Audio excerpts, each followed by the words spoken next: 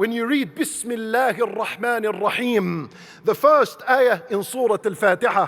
And of course, there is a difference of opinion among al-ulama, but there is no doubt that al-basmalah has a heavy weight in Islam.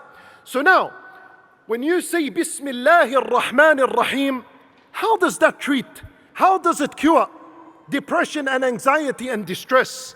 Because when you say Bismillah, this ba is ba'ul isti'anah. You're seeking Allah's help. So now, in whatever calamity you're in, whatever is bothering you, you're being forced to seek Allah's help. That's what Bismillahir Rahmanir Rahim is telling you. It's telling you give up. It's telling you surrender. It is telling you you cannot do this life on your own. If you try to face life on your own, you will be in misery and you will fail miserably.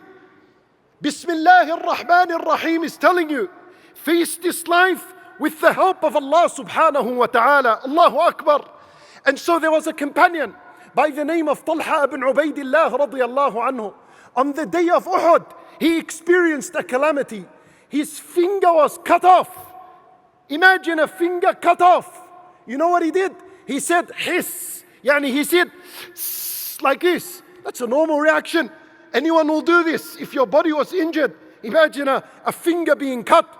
And Nabi sallallahu alayhi wa sallam heard him. And he said to him, أما لو قلت بسم الله لرفعتك الملائكة. He said to him, if you just said Bismillah, the angels would have came and they would have raised you. Allahu Akbar. Face your calamity with Bismillah before you utter words of pain in this worldly life. And just like Ibrahim alayhi salam, he was thrown, he was launched into a fire. And that fire is a calamity, no doubt. It is supposed to burn a person. He was launched into the fire.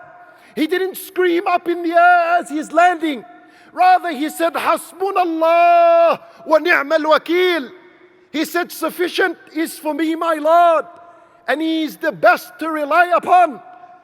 And what happened? Allah Azza wa Jall's help was with him. Allah Azza wa Jal made the fire cool and peaceful upon him. And just like Yunus alayhi salam, he ends up in a calamity, in the belly of a whale, in the darkness of the night, in the depth of the ocean. These are three darknesses. If he put his hand in front of him, he couldn't see it. He literally reached a rock bottom. And even then, he did not look for worldly means, and he did not rely upon himself. Imagine you are stuck in a situation like that. The first thing we do is we take the phone and the light and see how can I escape. He didn't resort to worldly means because he knows I cannot face calamities by myself. If I entrust myself, I will fail miserably. So he said, La ilaha illa ant, subhanak inni kuntu min al-zalimin.